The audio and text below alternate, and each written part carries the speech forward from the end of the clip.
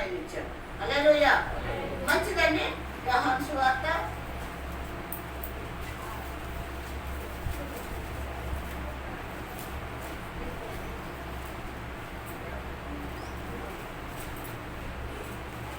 యోహాను సువార్త 19వ అధ్యాయం.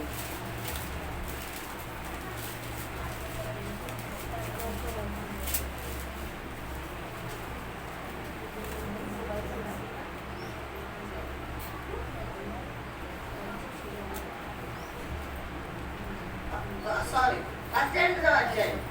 యోహాను సువార్త 18వ అధ్యాయము 36 నుంచి చదువుకుందాం.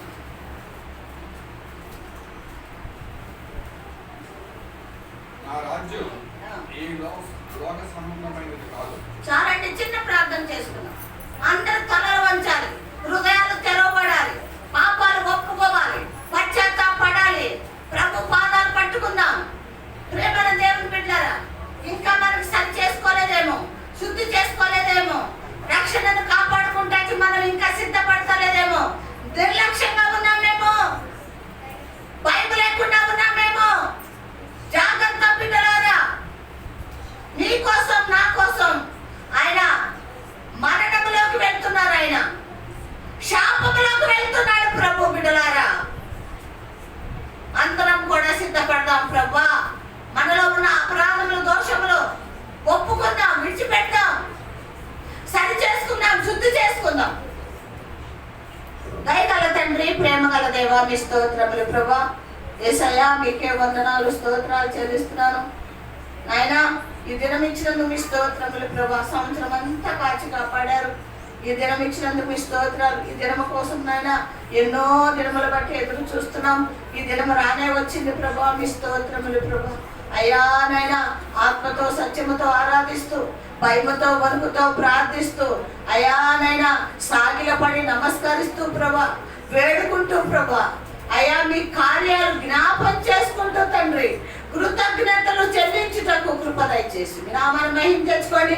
అయ్యా నాయన వాక్యముతో మమ్మల్ని సరిచేయండి, మాట్లాడి మీరు సరిచేసి మీ నామాన్ని మహిమ తెచ్చుకుంటారని యేసయ్య పరిశుద్ధ నామములో ప్రార్థించి అడిగి వేడుకొంచున్నాం తండ్రి.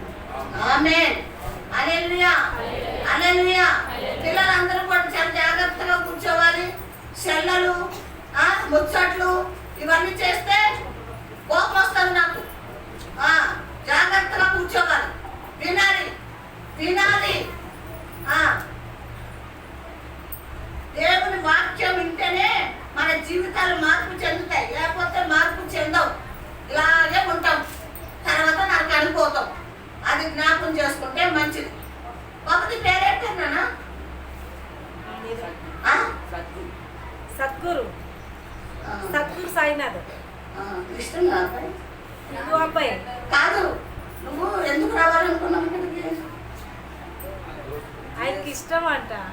వస్తా ఎక్కడ వస్తా చెప్పు. నేను తెలుసు, నాకు అయినా నిన్ను ఎందుకు అడుగుతుందో తెలుసా? మా ఓడికి బుద్ధి వస్తుందని అడుగుతుంది. నీకు ఇష్టమా? ఎవరంటే ఇష్టం? ఏమా? జీసస్ అంటే ఇష్టమా? ఓకే, దేవునికి మహిమ కలుగును కాక. బుద్ధి చెప్పాలి నాయన. మీలాంటి వాళ్ళు, మాలాంటి క్రైస్తవులకి బుద్ధి చెప్పాలి. నీకు ఇష్టమా? సరే, మీది ఎక్కడ? దగ్గరేనా? మరి సండే వస్తావా? కుదరదు. చూడు, రావటానికి చూడు, మంచిది. చూసారా, చిన్న బిడ్డ. ఏమి ఇష్టం నీకు? ఎవరిష్టం అంటే జీసస్ అంటున్నారు. మన క్రైస్తవ పిల్లలు ఏం చేస్తున్నారు? ఏమా, ఆదివారాలు వస్తే ఏం చేస్తున్నారు? ఫ్రెండ్స్, ఆటలు, సైకిల్ వేసుకుని వెళ్ళిపోయి తిరుగుడు. జాగ్రత్త ప్రేమైన దేవుని బిడ్డలారా, దేవుని బిడ్డలమై ఉండి భయంకరమైన అపవాదగాడి మరి సావాసంలో తిరుగుతున్నాము. తల్లులుగా చెప్తున్నాను, పిల్లల్ని చాలా జాగ్రత్తగా పెంచండి, భయముతో పెంచండి, భక్తితో పెంచండి, ప్రార్థనని పెంచండి. ఒక్క మాట చాలు, అబ్బాయి అన్న మాట, ఒక్కటే మాట. నాకు జీసస్ అంటే ఇష్టం. మా ఫ్రెండ్ను కూడా నేను వస్తాను రా అని చెప్పాడంట. మొన్న నేను విన్నాను చెప్పినప్పుడు. మరి మన పిల్లల్ని ఎలా పెంచాలండి? మన పిల్లల్ని ఎలా పెంచాలి? చిన్ననాటి నుంచే మొక్కగా వంగపోతేనంట మానయ్యి వంగదు. మొక్క వంగుతుంది, మాను వంగదు. మనం ఏం చేస్తున్నాము? ఈ చిన్న మొక్క కదా, అయ్యో పాపం, తర్వాత నేర్చుకుంటాడమ్మా, తర్వాత నేర్చుకుంటాడు, తర్వాత వస్తాడు సండే స్కూల్కి, తర్వాత ప్రార్థన చేస్తాడు, ఆడుకునే వయసు కదా, ఏమంటాం పిల్లల్ని అని పిల్లల జీవితాలు నాశనం చేస్తున్నారు తల్లులుగా. జాగ్రత్త ప్రేమన దేవునిరా.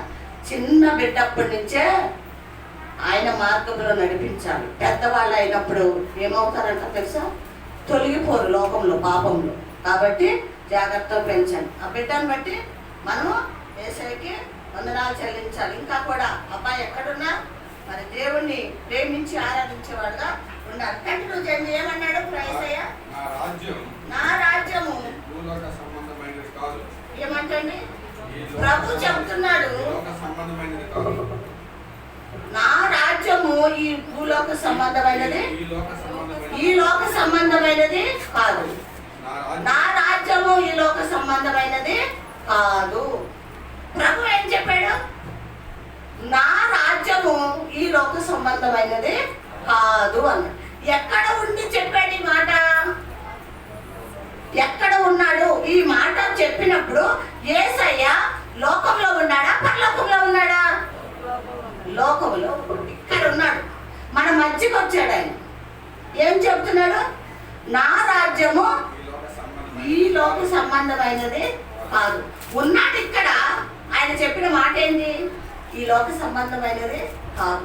నేను వచ్చాను, కానీ ఎవరి కోసం వచ్చాను? నేను ఈ లోక సంబంధము కాదు నాది అంటున్నాడు కదా. నా రాజ్యం ఈ లోకంలో లేదు అంటున్నాడు కదా. మరి ఎందుకు వచ్చాడు సంబంధం లేనప్పుడు? యాకోబు ఎందుకు వచ్చాడు? ఏమ్మా ఎందుకు వచ్చాడు సిస్టర్స్?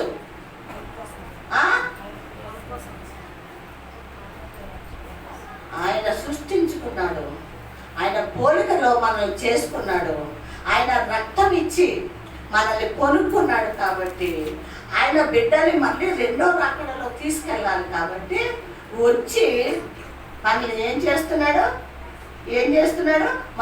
మనకి బోధించి, మనల్ని సరి చేసి, మనకి చెప్పి, నా బిడ్డలారా నేను వచ్చే వరకు మీరు మెలుకుగా ఉండి ప్రార్థన చేయండి అని చెప్పేసి వెళ్ళిపోయాడు. వెళ్ళిపోతూ ఏం చెప్పాడు? ఈ లోకము, నా రాజ్యము ఈ లోకంలో లేదు అని చెప్పి ఏమన్నాడు? నా రాజ్యం ఈ లోక సంబంధమైన నేను యూదులకు అప్పగింపబడుతున్నట్లు నా సేవకులు పోరాడు. ఏమంటండి? ఒకవేళ ఈ లోకంలో నాకు రాజ్యం ఉంటే యూదులు నా గురించి యూదులకు అప్పగింపబడుతున్నట్లు నన్ను పోరాడుతున్నారు. నా సేవకులు పోరాడు. ఏమంటండి? అప్పగించకుండా నా కోసము పోరాడతారు. ఈ లోక సంబంధమైన రాజ్యము నాకుంటే నా సేవకులు ఏం చేస్తారు? నా కోసము వాళ్ళు పోరాడతారు. ఏంటి పోరాటం? నేను సిలువ ఇవ్వకుండా, ఆ సిలువలో నేను చచ్చిపోకుండా పోరాడతాను. అంటే ఏంటి? నేను ఇక్కడి నుంచి వెళ్ళిపోవాలి. వెళ్ళిపోవాలంటే ఈ లోకంలో రాజ్యము నాకు లేదు, నేను ఆ లోక సంబంధిని కాను అని ప్రభు మనకి తేటగా తెలియజేస్తున్నాడు. ఒక విషయం మనం జ్ఞాపకం చేసుకోవాలి. ఏంటి అంటే, ప్రభు ఏం చెప్పాడు? నేను ఈ లోక సంబంధిని కాదు అన్నాడు. ఈ లోక రాజ్యము నాది కాదు అన్నాడు. మరి మనము ఏమ్మా, మనమెవరు? చెప్పండి అమ్మా. ఈ లోకం సంబంధం కాదు. ఈ లోకంలో ఉండిపోతారా? వెళ్ళిపోతారా? అడుగుతుంది. వెళ్ళిపోండి నరకానికి. జ్ఞానం సంపాదించుకోండి అమ్మా, జ్ఞానం సంపాదించుకోండి. నిన్ను నన్ను కన్నా ప్రభువు, మన కోసం రక్తాన్ని చిందించిన ప్రభువు ఏమన్నాడు?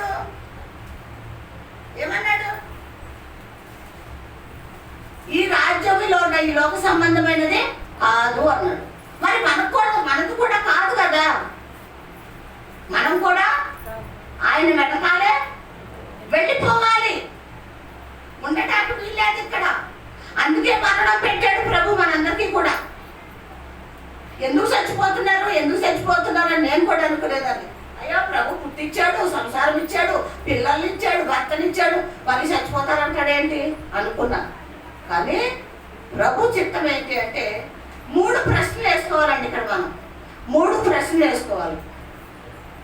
పెట్టండి, ఇట్లా ఏం పెట్టండి, ఇట్లా పెట్టండి, అందరూ పెట్టండి, చూపించండి వేళ్ళు. 3 ప్రశ్నలు వేసుకోవాలి. 1, ఎక్కడి నుంచి వచ్చావు? ఎక్కడ ఉంటున్నావు కదా? మళ్ళీ తిరిగి ఎక్కడికి వెళ్ళాలి? ఎక్కడి నుంచి వచ్చావు, ఎక్కడ ఉంటున్నావు, తిరిగి ఎక్కడికి వెళ్తావు? ఈ 3 ప్రశ్నలు వేసుకోవాలి. అర్థమైందా మీకు? చెప్పండి. ఎక్కడి నుంచి వచ్చావు, ఎక్కడ ఉంటున్నావు, ఎక్కడికి వెళ్తావు? చెప్పండి. ఇప్పుడు చెప్పండి. ఎక్కడి నుంచి వచ్చావు? పైనుంచి వచ్చావు. ఎక్కడున్నావు? లోకంలో ఉన్నావు. మళ్ళీ తిరిగి ఎక్కడికి వెళ్ళాలి? అక్కడికి వెళ్ళిపోవాలి కదా. ఏమంటే వెళ్ళిపోవాలా, ఇక్కడ ఉండాలా? మనము వెళ్ళిపోవాలి. ప్రభు చెప్పాడు ఈ మాట. ప్రభు చెప్పాడు ఈ లోకం అంటే కాదు. అందుకే వచ్చిన ప్లేస్కే మళ్ళీ వెళ్ళిపోవాలి. ఎక్కడి నుంచి పంపించాడు? పరలోకం నుంచి మళ్ళీ పంపించాడు. భూమి మీద కొంతకాలం ఉండటానికి పంపించాడు. కొంతకాలం అయిపోయిన తర్వాత ఆయన ఆయుష్ కాలం మనకు ఎంత ఇచ్చాడో అంతకాలం ఇక్కడ నివసించాలి, తర్వాత వెళ్ళిపోవాలి. నా మొగుడు, నా పిల్లలు, నా బంధువులు అంటాను వీలు లేదు. నువ్వు వచ్చేటప్పుడు మీ ఆయన్ని తీసుకొచ్చావా? పోయి పిల్లల్ని తీసుకొచ్చావా? బంధువులు ఎవరన్నా నీ చోట వచ్చారా? లేదే. ఎలా వచ్చాము మనం?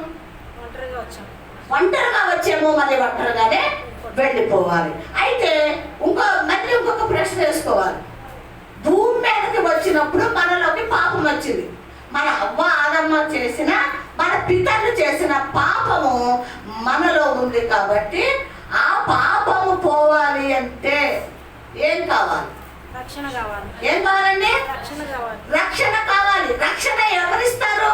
ఏమిస్తుంది రక్షణ? ఎవరిస్తారు మనకు? ఎలా ఇస్తాడు? యేసయ్య రక్తం. ఎలాగండి రక్తం ఎలా ఇస్తాడు? ఆయన మనిషి కుమారుడుగా వచ్చాడు. 40 రోజులు శ్రమలు ఆరోపించి, కొరడాలతో కొట్టబడి, ముళ్ళ కిరీటం పెట్టబడి, పిడి గుద్దులు గుద్దబడి, ఇవన్నీ చేయించుకొని రక్తము చిందించాడు ఆ సిలువలో. అది సిలువ పేరేంటి? శాపమైన సిలువ. తెలుసా? మనకి విలువ మనకి ఎలా వచ్చింది? అది శాపకరమైనది, మరణము. సిలువ ఎటువంటి శాపం అంట, పాపము. మరి మనకెలా విలువ వచ్చింది? ఆ శాపములోకి ప్రభు వెళ్ళాడు కాబట్టి. హల్లెలూయా. ఆ శాపములోకి ప్రభు వెళ్ళాడు కాబట్టి మనకి విలువ వచ్చింది. ఆయన శాపములో మరణించకపోతే, రక్తాన్ని కాల్చకపోతే మనకి విలువ లేదు. అందుకు మళ్ళీ పరలోక రాజ్యం వెళ్ళాలి అంటే ఆయన సిలువలో రక్తం చిందించాలి, ఆయన మరణించాలి. హల్లెలూయా. ఆయన మరణిస్తేనే తప్ప మనకేం లేదు, పరలోక రాజ్యము ప్రవేశము లేదు. ఇప్పుడు చెప్పండి, ఈ సిలువ మనకి శక్తివంతమైందా లేదా? మనకు రక్షణనా కాదా? మనకి విలువ అయిందా లేదా? ఈ సిలువ పరలోక రాజ్యం మనం చేరుస్తుందా లేదా? ఏమండి, సిలువ లేకపోతే మనకు పరలోక రాజ్యం వెళ్తామా? వెళ్ళము. మనకి కోట్లు ఉన్న వెళ్ళము. ఈ భూలోకం అంతా సంపాదించుకున్నా పరలోక రాజ్యము వెళ్ళము బిడ్డలా. మరి ఈ శుభ శుక్రవారము మనకి మంచిదా చెడా? సంతోషమా దుఃఖమా? సంతోషం కదా. కాబట్టి ప్రేమల దేవుని బిడ్డరా కదా ఏం చెప్తున్నాడు చదవండి. నా రాజ్యం ఈ లోక సంబంధమైనదైతే నేను యూదులకు అప్పగింపబడుతున్నట్లు నా సేవకులు పోరాడుదురు. కానీ నా రాజ్యం ఇహ సంబంధమైనది కాదని. అందుకు పిలాతు నీవు రాజువా అని ఆయనను అడగగా, యేసు నువ్వు అన్నట్లే నేను రాజునే, సత్యమును గురించి సాక్షించుటకు నేను పుట్టితిని. ఎందుకు వచ్చాడంటే సత్యమును గురించి సాక్ష్యం ఉంచుటకు నేను పుట్టితిని. ఎక్కడ పుట్టాడు? ఎక్కడ? ఎప్పుడు పుట్టాడు? ఎక్కడ పుట్టాడు? ఎప్పుడు పుట్టాడు? హలో ఏంటి అడుగుతున్నాడు ఎక్కడ పుట్టినాడు. తర్వాత అనుకోండి. నోట్లో ఏముందండి? తొమ్మిది నోట్లో ఉన్నదేదో ఏముంది? చాక్లెట్ తిన్నాడంట. చాక్లెట్లు తినవుతున్నాను. దేవుని మాటలు మనం ఉంటున్నప్పుడు చాలా భయభక్తులతో కూర్చోవాలి. అవన్నీ బయట చేయాలి ఆ పనులని.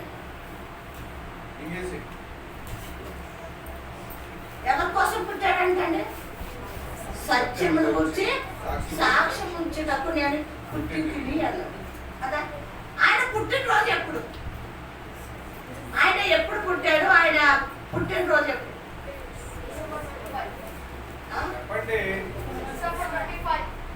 ఎవరా మనిషి?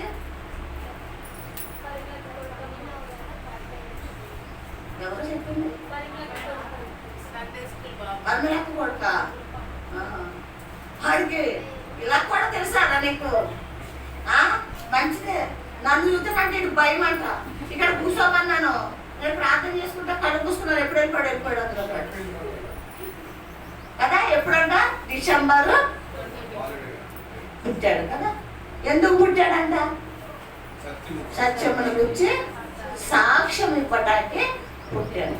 అంటే పరలోకంలో విషయాలన్నీ సత్యమైనవి, జీవమైనవి, మార్గమైన విషయాలు ఇక్కడ చెప్పటానికి పుట్టాడు ప్రభు. హల్లెలూయా. పుట్టాడు. ఆయనే పుట్టకపోతే మనకి ఈ సత్యములన్నీ తెలుస్తాయా? తెలుగు కదండి. తెలుగు మనకు రక్షణ లేదు. పరలోక రాజ్యంలోకి మనము వెళ్ళము. ఏమైపోతాము? జీవితాంతకాలము యుగ యుగాలు కూడా నరకములో మనము కాలుతూ కేకలు వేస్తూ ఏడుస్తూ మరి ఉండేవాడు. కానీ మరి దాని నుంచి ప్రభు తప్పించాడా లేదా? మనం ఏమా ప్రభు తప్పించాడా లేదా? ఏమండి తప్పించాడా లేదా? ఎంతమందికి ఉందా విశ్వాసం? రక్షణ పొందుకున్న వాళ్ళందరికీ కూడా ఈ విశ్వాసం ఉండాలి, నిరీక్షణ ఉండాలి. ఏమని నిరీక్షణ? నేను రక్షింపబడ్డాను, నిరీక్షణతో ఎదురు చూడాలి. ఏంటి ఎదురు చూడటం? నా ప్రభు వస్తాడు, నా ప్రభు నన్ను తీసుకెళ్తాకి వస్తున్నాడు, నన్ను తీసుకెళ్తాకి వస్తున్నాడు అన్న నిరీక్షణతో ఉండాలి. మంచిది ప్రియమైన దేవుని బిడ్డలారా. ఇప్పుడు 39 నుంచి చదవండి.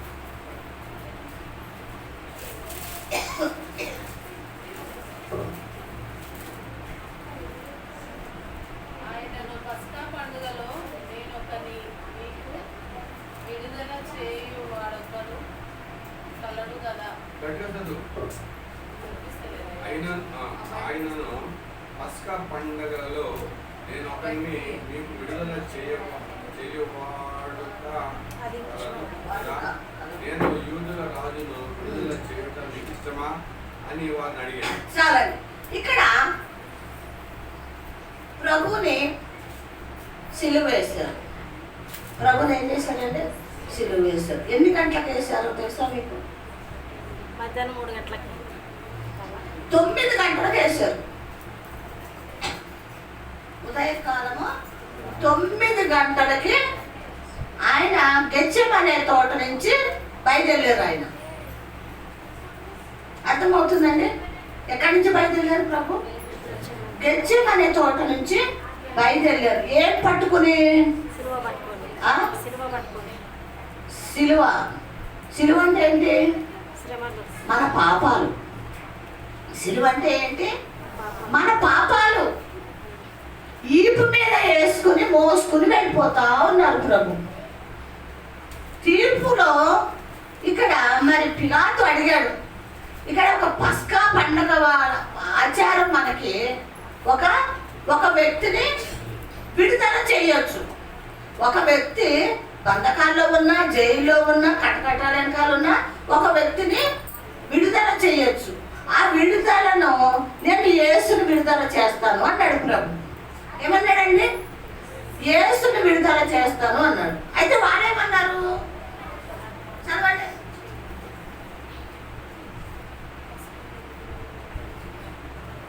రాజును విడుదల చేయుట మీకు ఇష్టమా అని వారు అడిగారు. అయితే వారు వీరిని వద్దు, బరబ్బను విడుదల చేయమని మరలా కేకలు వేశారు. ఏమన్నా రాజును ఈయన ఏమన్నాడు? రాజు నాకేమన్నాడు? రాజుని నేను ఏమన్నాడు? రాజుని నేను విడుదల చేస్తాను అన్నాడు. వాళ్ళేమన్నాడు? ఎవరిని విడుదల చేయొద్దు అంటున్నారు? వీడిని వద్దు, వీడిని వద్దు. చూసారా ఎంత భయంకరమైన వ్యక్తులుగా మనసులు ఉన్నాయో వాళ్ళకి. చూడండి, పిలాతు ఏమంటున్నాడు? రాజుని విడుదల చేస్తాను అన్నాడు. కానీ వాళ్ళేమంటున్నారు? వీడిని మీరు విడుదల చేయొద్దు. కానీ ఎవరిని విడుదల చేయమంటున్నారు? బందిపోటు దొంగ, భయంకరమైన అంతకుడు బరబ్బను విడుదల చేయమంటున్నాడు. రాజును చెయ్యొద్దంట. భయంకరమైన దొంగ, అంతకుడు, మోసగాడు, ప్రాణాలు తీసేవాడు, వాడిని విడుదల చేయండి అన్నాడు. అంటే ప్రేమల దేవుని బిడ్డలారా, ఈయనకి ఎందుకు ఈ శిక్ష? బరబ్బను విడుదల చేయండి, కానీ ఇతని మట్టికి విడుదల చేయొద్దు అన్న మాట ఎందుకు అంటున్నారు? మరి కిందకు వచ్చేస్తే ఏమంటున్నారు? మళ్ళీ చదవండి.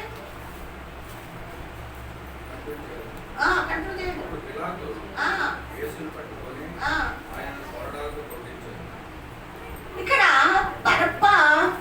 బరబ్బను విడుదల చేయండి, యేసును మాత్రము విడుదల చేయొద్దు అన్నాడు. పిలాతు ఏం చేశాడు అంటే అక్కడ కూడా వాడు పిలాతు మాట వినలేదు. వినకపోతే ఏం చేశాడంటే సరే 30 కొరడా దెబ్బలు కొట్టమని చెప్పాడు. 31 కొట్టారండి. ఎన్ని దెబ్బలు కొట్టారు?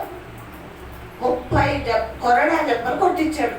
ఎవరిని కొట్టించాడండి? ఎక్కడ కొట్టాడు? వాడు ఈపు మీద కొట్టారు. ఈపు అంతా కూడా దున్నబడ్డదంట. ఈపు ఏమైందంటండి? దున్నబడ్డది. దున్నుతు అంటే తెలుసా మీకు? ఎంతమందికి తెలుసు దున్నటం అంటే? దున్నటం అంటే పొలాలు ట్రాక్టర్లతో దున్నుతారు కదా, ఎడ్లతో దున్నుతారు. ఎట్లా ముందెలా ఉంటుందండి, ఇంత భయంకర సూదుగా ఉంటుంది అది. ఇట్లా మట్టిలో వేసి ఇట్లా పైకి లేపితే ఎట్లా వస్తుందండి మట్టి? ఇంత మట్టి, ఒక్క దానికే ఇంత మట్టి వస్తుంది. అట్లా దున్నుతారు. ప్రభు ఈపు కూడా అలాగే దున్నబడ్డారు. ఈపు ఎందుకు దున్నబడ్డారు? ఎవరి కోసం దున్నబడ్డారు?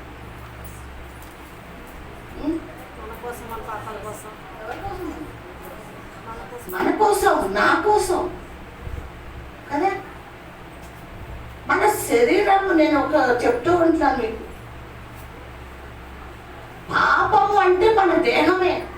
నడినెత్తి నుంచి అరికాలు వరకు మన దేహం పాపం చేస్తూనే ఉంది. కొరడా దెబ్బలు కొట్టించారు. చదవండి. ఏం వస్త్రం అంటే? ఊదా రంగు వస్త్రము ఆయనకి తొడిగించి ఆయన ఎద్దకు వచ్చి ఏం చేశారంటే, ఆయనకి ఏ వస్త్రం వేశారంట? కొర్రలతో కొట్టాక యూదా రంగు వస్త్రములు ధరించి వచ్చి ఆయన హేళనగా మాట్లాడుతున్నారు.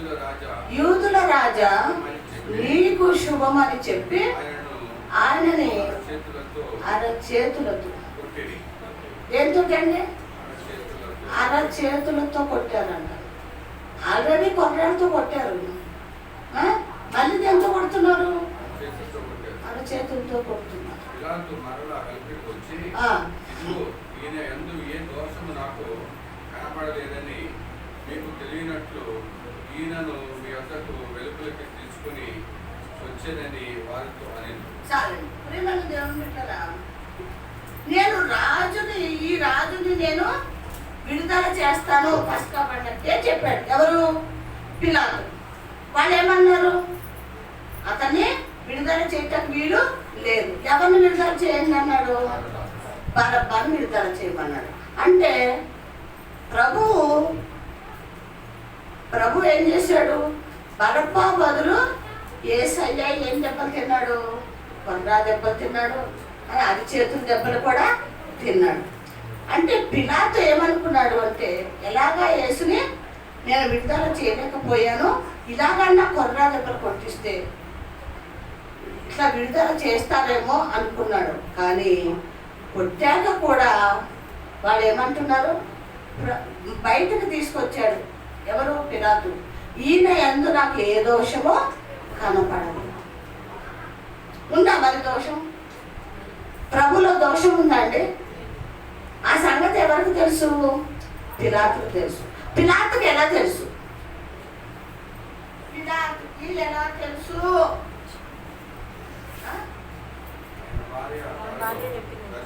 నాకు వినపడాలి మీరు మాట్లాడితే. మీరు గుసగుసలాడితే నాకు తెలీదు. ఆయన రాజుకి ఈయన నీతిమంతుడని, ఈయనలో ఏ దోషము లేదని ఎలా తెలుసు అని? ఆయన భార్య చెప్పింది. సరే, మనం ప్రశ్నించుకుందాం. మీరు భార్యలుగా మీ భర్తలకు ఏం చెప్పారండి? ఏం చెప్తున్నారు మీరు? మీ భర్తలకి తెలుసా ఆయన యేసయ్యని, మన కోసం ప్రాణం పెట్టాడని, రక్తాన్ని చిందించి రక్షణ ఇస్తాడు, నేను యేసయ్య దగ్గరికి వెళ్ళాలని మీ భర్తలకి తెలుసా? తెలుసా అండి? మీ ఆయనకి తెలుసు కానీ రాడు. అంతేనా? అందరి సమాధానం అదేనా ఏంటి? అందరి పరిస్థితి అదేనా? కానీ పిలాతు భార్య పంపించిన వర్తమానంనే చాలా జాగ్రత్తగా ఆయన స్వీకరించాడు. ఈయన అందు నాకు ఏ దోషమో కనపడలేదు అని అక్కడ చెప్పాడు. మరి ఏమైనా చెప్పాడు? చదవండి చదవండి. ఈయనందు ఏ దోషం నాకు కనపడలేదు మీకు తెలియనట్లు ఈయనను మీ అందరికీ వెలుగులో తీసుకొని వచ్చి ఆ ముండ కిరీటమును ఉదారంగు వస్త్రమును ధరించిన వాడే యేసు వెలుపలికి రాగా పిలాతు ఇదిగో ఈ మనుషుడు అని వారితో చెప్పాడు. ప్రధాన యాజకులు పండితులను ఆయనను చూసి సిలువ వేయము అని కేకలు వేయగా పిలాతు ఆయనందు ఏ దోషము నాకు కనబడలేదు కనుక మీరే ఆయనను తీసుకుని పోయి సిలువ వేయుడని వారితో చెప్పారు. ఏం చేశాడండి? ఏ దోషం విడిపిస్తానంటే ఆయనని విడిపించొద్దు, బరబ్బాను విడిపించమన్నారు. సరేలే, వీళ్ళ తృప్తి గురించి కొట్టిద్దామని కొరడాలు కొట్టించాడు. తర్వాత అరిచేతులతో కొట్టారు. ఏమండి? ఆయన హేళన చేశారు. అయినప్పటికీ కూడా పిలాతు బయటకు తీసుకొచ్చి చూపిస్తున్నాడు వాళ్ళకి. ఎవరిని? ఎలా ఉన్నాడు ఆ పరిస్థితిలో యేసయ్య చెప్పండి? ఎందుకు చూపించాడు? ఎందుకు చూపించాడు? ఎందుకు చూపించాడు అది? బాగా కర్రలతోటి కత్తులతోటి కొట్టేశారు. ఎలా ఉంటాడు ఆ మనిషి? రక్త చిందూరం అయిపోతాడు కదా కదండి. అసలు ఎక్కడ కూడా పోలికలు ఉండవు, వాసిపోతాయి, నలిగిపోతాయి, రక్తం కారుతూ ఉంటుంది. వీళ్ళు ఏమన్నా జాలి పడతారేమో అని పిలాతు ఏం చేశాడు అంటే బయటకు తీసుకొచ్చి ఇదిగో ఈ మనుషుడు అన్నాడు. అయినా వాళ్ళకి ఏం రాలేదండి, కనికరము లేదు బిడ్డలారా. ఎందుకు? ఈయన ఏం చేశాడు? ఈ లోకములో పుట్టి సత్యముల గురించి సాక్ష్యం చెప్పాడు కాబట్టి. హల్లెలూయా. ఎందుకు ఈ హింసకి? సత్యముల గురించి సాక్ష్యం చెప్పాడు కాబట్టి ఈయనకి ఇన్ని హింసలు. సిలువ వేయండి అని అక్కడ కేకలు వేస్తున్నట్టు మనం చూస్తున్నాం. ప్రియమైన దేవుడు ఇంకా ఏమంటున్నాడు? లాభం లేదని ఏం చెప్పాడండి పిలాతు? ఇక మీరే వెళ్ళి తీసుకెళ్ళిపోయినని మీరు సిలువ వేసుకోండి అని మన అక్కడ చెప్పినట్టు మనం చూస్తాం. మేమొక నియమము కలదు, మాకొక నియమం కలదు. తాను దేవుని కుమారుడని ఇతడు చెప్పుకునేది కనుక ఆ నియమము చొప్పున ఇతడు సావాలనని అతనితో చెప్పేది. పిలాతు ఆ మాట విని మరీ ఎక్కువగా భయపడి తిరిగి అధికార మందిరంలో ప్రవేశించి నీవెక్కడ నుండి వచ్చింటివని యేసును అడిగాడు. అయితే యేసు అతనికి ఏ ఉత్తరము ఇవ్వలేదు.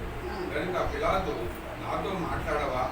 నిన్ను విడుదల చేయటకు నాకు అధికారం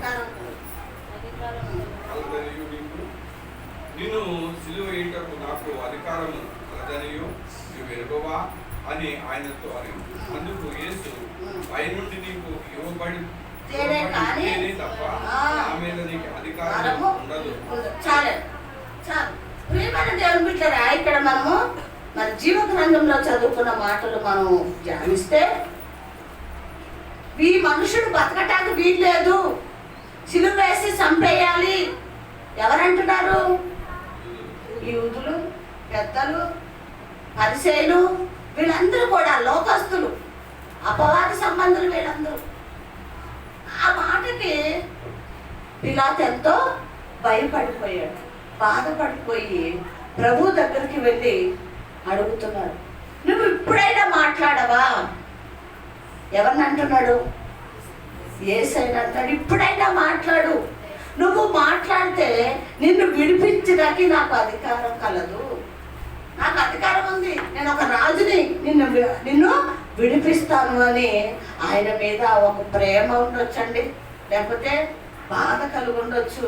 ఈ నీతిమంతుడా, ఈయనలో ఏ దోషము లేదు కదా, వీళ్ళు చంపేస్తామంటున్నారు ఏంటి అన్న ఒక వేదనతో పిలాతు మాట్లాడుతూ ఉన్నాడు. ప్రేమని దేవుడు. కానీ ఆ రాజుకి కనికరం ఉంది, ప్రేమ ఉంది, ఆయనలో ఏ దోషము లేదని తెలుసు, ఏ పాపము లేదని తెలుసు. కానీ ప్రియమైన దేవుని బిడ్డలారా, దేవుని రక్తంలో కడగబడి కూడా రక్షణ పొందుకుని కూడా మరి మనకెందుకు లేదు పిలాతుకున్న మనసు? కనికరం ఎందుకు లేదు? ఎందుకు ప్రభువుని మనము ప్రేమించట్లేదు? ఆయన మాటకు లోబడట్లేదు? పిలాతు చాలా బాధపడుతున్నాడు. ప్రేమనే దేవుని బిడ్డలారా, నాకు అధికారం ఉంది, చెప్పు, నిన్ను నేను విడిపిస్తాను అంటే ప్రభు అనుకున్న పిచ్చోడా, పై నుంచి నా తండ్రి నీకు అధికారం ఇస్తేనే తప్ప నువ్వేమి కూడా చెయ్యలేవు. హల్లెలూయా, హల్లెలూయా. ఎందుకు మాట్లాడలేదు యేసయ్య? చెప్పండి. యేసయ్య పిలాతు అడుగుతున్నాడు, మాట్లాడవా? నువ్వు మాట్లాడు, నువ్వు మాట్లాడితే నేను ఒక న్యాయం చేస్తానయ్యా, చెప్పు. ప్రభు ఒక్క మాట కూడా మాట్లాడలేదు. ఎందుకు మాట్లాడలేదు? ప్రభు ఎందుకు మాట్లాడలేదు? మిమ్మల్ని నేను అడుగుతున్నాను, ఎందుకు మాట్లాడలేదు? ఎందుకు మాట్లాడలేదు? మీరు చెప్పండి, ఎందుకు మాట్లాడలేదు? అయ్యా, తండ్రి ఆజ్ఞ లేదు కాబట్టి మాట్లాడలేదు అంటారు. కాదు ప్రేమను దేవుని బిడ్డలారా, ఆయన నోరిప్పితే మనకి ప్రభు తప్పించబడిపోతాడు, సిలువలో మరణించాడు, రక్తం చిందించాడు, మనకు రక్షణ రాదు రాదు. అందుకే ఆయన నోరిప్పలేదు, అందుకే నోరిప్పలేదు. ఆయన పిలాతు పాపం జాలితో లేదా కనికరంతోనో ప్రేమతోనూ అంటున్నాడు. కానీ పిలాతు పైనుంచి నీకు అధికారం వస్తేనే తప్ప నువ్వు నా గురించి ఏమి కూడా చెయ్యలేవయ్యా అని అక్కడ చెప్పినట్టు మనం వింటున్నాం ప్రియమైన దేవుడు. కాబట్టి దేవుని చిత్తము నెరవేర్చడానికి ప్రభు ఈ లోకానికి వచ్చాడు. దేవుని చిత్తం నెరవేర్చడానికి వచ్చాడు, కానీ ఆయన చిత్తం నెరవేర్చుకుంటానికి రాలేదు. ఆయన ఇష్టము చేయడానికి రాలేదు.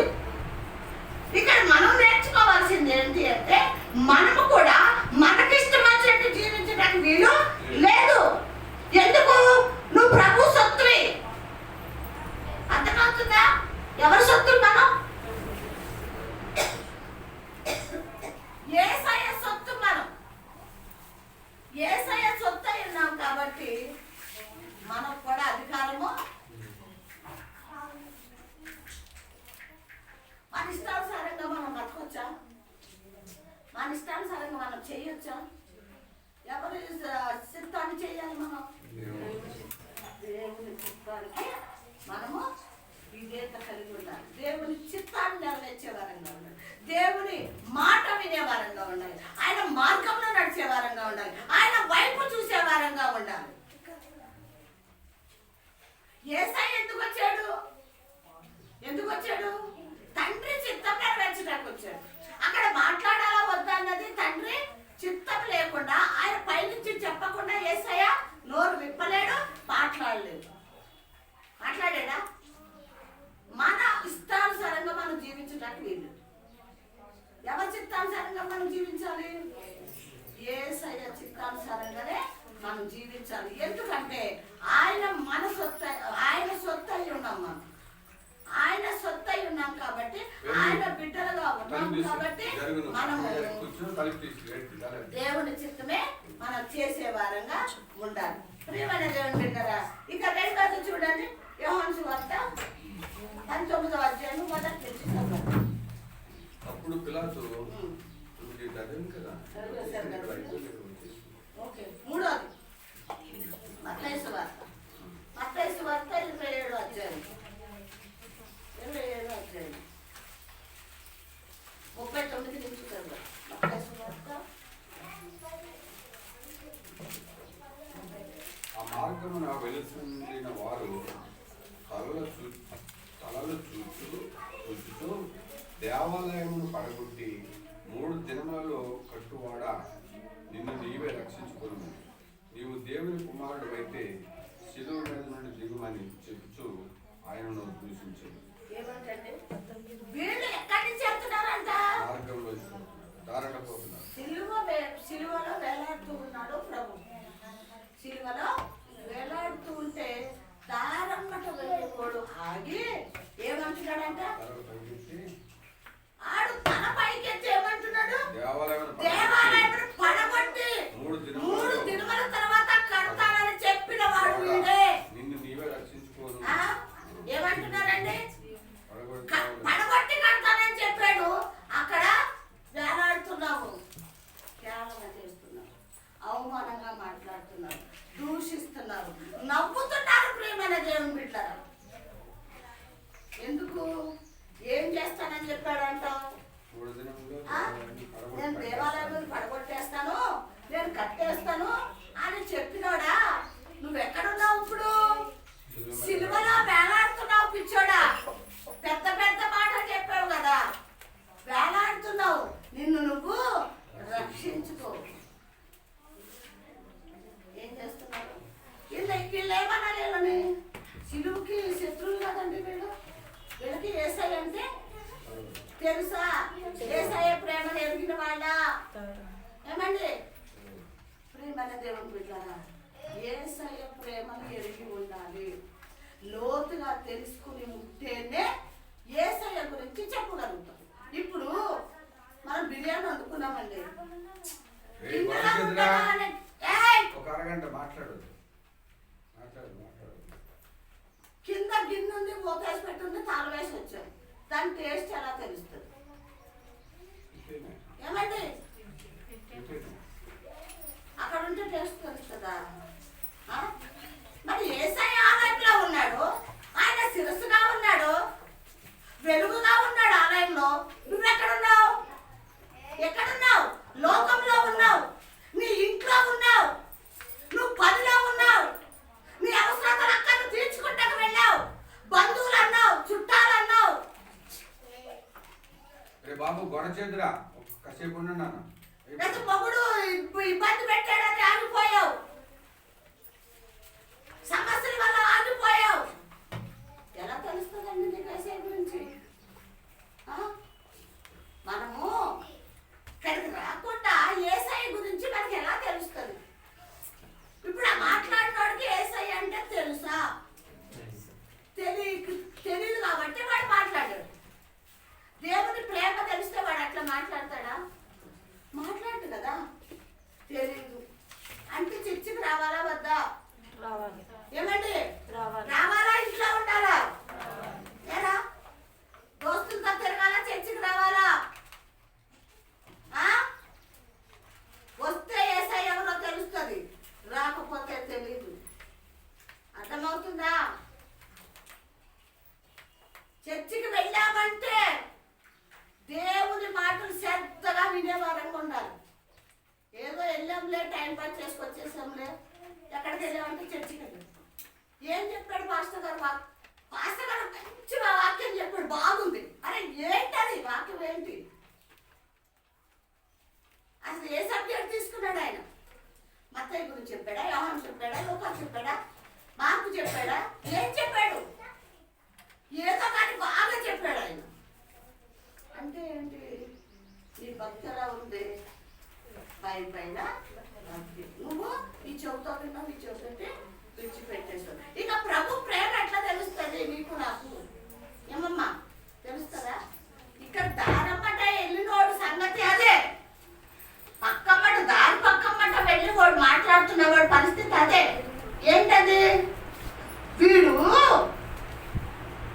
ఈ ఆలకుడు పడబట్టి మూడు రోజుల తర్వాత దీన్ని నేను కట్టాను అన్నాడు.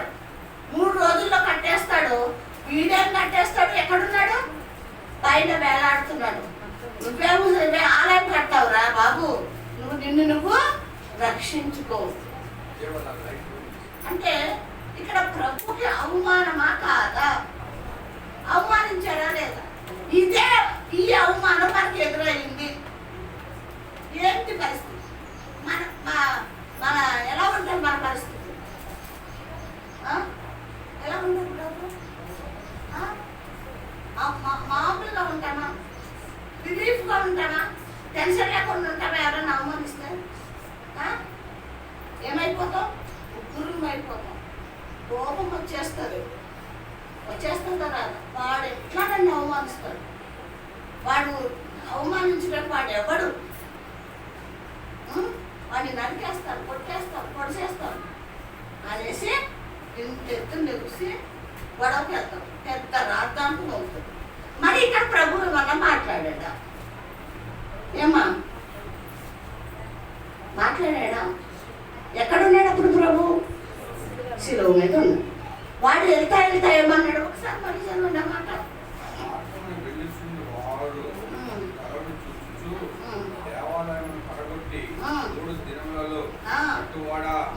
నిన్ను నీవే రక్షించుకోను, నీవు దేవుని కుమారుడు అయితే శిలువ మీద నుండి దిగమని చెప్పుచు ఆయనను దూషించని. చూసారా? నువ్వు దేవుని కుమారుడు అయితే శిలువ నుంచి దిగు. అరే నువ్వైతే ఏం చేస్తావురా? నువ్వు దిగుమని నిన్ను రెచ్చగొట్టాడు అనుకో మీ ఫ్రెండ్స్, ఏం చేస్తావు నువ్వు? అందరికీ ప్రశ్న. పిల్లలు ఇప్పుడు మీరు ఒక మేడ ఎక్కారు, దిగమంటాడు. ఎవడో వచ్చి ఇంకో ఫ్రెండ్ వచ్చాడు, 3వ వాడు వచ్చాడు. వచ్చి ఒరే దాంట్లో నుంచి దిగు అన్నాడు అనుకో, ఏం చేస్తావు? ఏం రాని ఏం చేస్తావు? గబగబా దిగిపోతావు కదా. ఎందుకు దిగవు? దిగవా? దిగవా?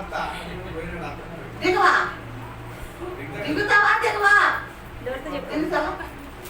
యాకోబు నువ్వు యాకోబు కరెక్ట్ చెప్పాడు. కోపం వచ్చేస్తుంది, దిగిపోతాం. మనుషులం కదా మనం.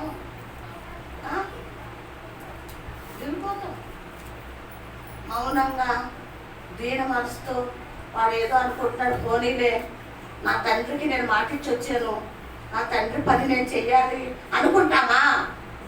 ఏమండి బ్రదరు చెప్పండి, అనుకుంటారు ఎవరన్నా?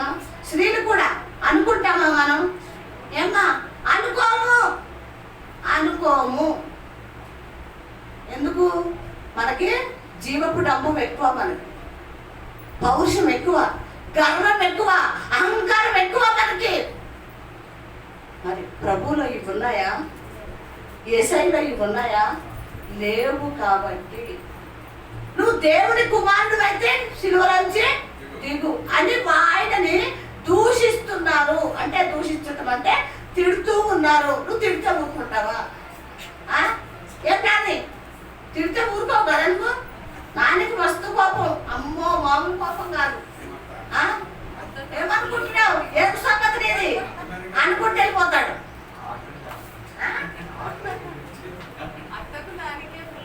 అదే అదే. కానీ ఒకవేళ ప్రభువుకి కోపం వచ్చింది అనుకుందాం, యేసయ్యకి కోపం వచ్చింది. ఏంట్రా ఎక్కువ మాట్లాడుతున్నావు? నేను ఎవరినిరా? నా తండ్రి ఎవరు? నేనెవరిని? నేను సజీవుడైన దేవుణ్ణి, రక్షకుణ్ణి.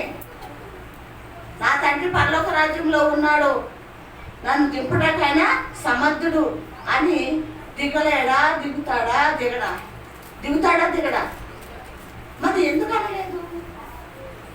ఆయన దిగాడు అనుకో, నువ్వు పైకి ఎక్కవు. హల్లెలూయా. ఆయన కిందకి దిగితే మనకు పైకి ఎక్కము. అర్థమవుతుందా? పైకి ఎక్కడం అంటే ఏంటి? ఎక్కము, వెళ్ళము. ప్రియమైన దేవుని బిడ్డలారా, మౌనం అయిపోయాడు ప్రభు. దూషిస్తున్నారు, హేళన చేస్తున్నారు, నవ్వుతున్నారు, ముఖం మీద ఉమ్మ వేస్తున్నారు. ఎన్ని రకాలుగా ఆయనని హింసించాలో అన్ని రకాలుగా హింసించాడు. ఎక్కడైనా మాట్లాడాడా? ఏమా ఎక్కడైనా ప్రభు మాట్లాడాడా? కనీసం సీరియస్ గా చూశాడా? లేదు బిడ్డలారా. ఎందుకో తెలుసా?